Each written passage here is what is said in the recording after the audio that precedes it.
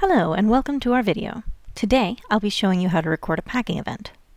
To record packing, you will need to have harvested, stored, or received inventory available. From the dashboard, you can select the New Packing button, or select Packing, Record Packing from the green menu bar. Enter the packing date, the lot number, and select the products that you will be packing in. This step is very important. It will limit the products that you can pack with when we move to the pallet output section. Optionally, you can enter the packing location or attach a transaction. From here, click Next and move to the confirmation screen. If you are packing with a wax lot, enter the lot number here and select whether your packing materials were checked for cleanliness. Enter a responsible person and select Responsible Person Assessed Site. Optionally, enter any comments or notes. Click Save. From here, you can choose whether to add your inputs on the desktop or from the mobile app. From the desktop, you can move directly to the next step after saving. And from your packing input queue, you can begin to select your inputs. You'll see 3 columns on this page. The first column is Available Inventory. This list includes all inventory you have recorded in Croptracker that is available to be packed, harvested, received, or stored, and has not been packed already. This list does not include raw inventory that is queued in other packing events. To quickly unqueue raw inventory in all your other events, click the Flush All Queues button. The second column is your queued inventory. This list includes all inventory that is queued for packing in this event. Raw inventory in this lane can be reordered before packing to optimize the packing line. The third column is packed inventory. This includes all inventory that has already been packed in this event. Scroll down and select the inventory you want to pack. The icons next to the inventory will tell you a little bit more about the inventory you have available to you. If you see the snowflake, it means the product is in storage. The shopping cart means it is raw inventory from a harvest, and the pallets mean that they are packed or on a pallet.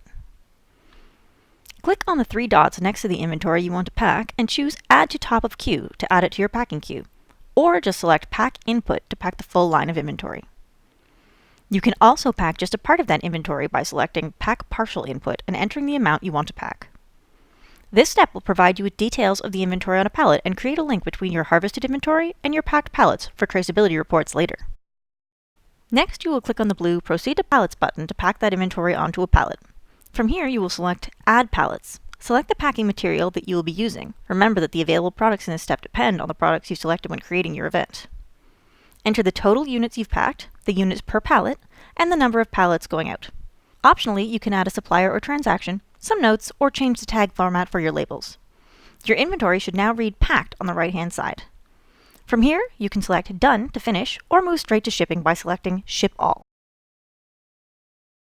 From your mobile device, you can create a packing event by navigating to Packing and pressing the plus button in the top corner, following the same steps we went through on the desktop. If you have already created your event from the desktop, just select the event from the list. From the app, you can enter your packing inputs by scanning the Croptracker barcode on a bin or container. First, select List Event Inputs from the drop-down next to your event. Tap on the barcode icon in the top right to open the scanner, and scan the barcode with your phone as usual. This will move that inventory directly into your packing input queue. Once you have scanned all of the inventory to be added to a pallet, hit Save and you will return to the packing event list. Tap once again on the event you created, this time selecting List Pallets. From here, tap the New Pallet button to create the pallets you want to pack out.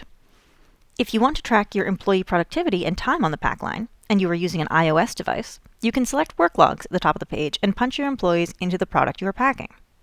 For more information on employee time tracking, check out the Punch Clock module videos in the description. Enter the units per pallet, the pack time, and any other information you want to record, and save. Your inventory is now all packed up with the data recorded at every step. If you want to trace back from a pack lot and see the full history of a pallet, you can go ahead and run the mock recall report with the pallet you just created. That concludes our packing demo. If you have any other questions, check out the knowledge base links in the description. Thanks for watching!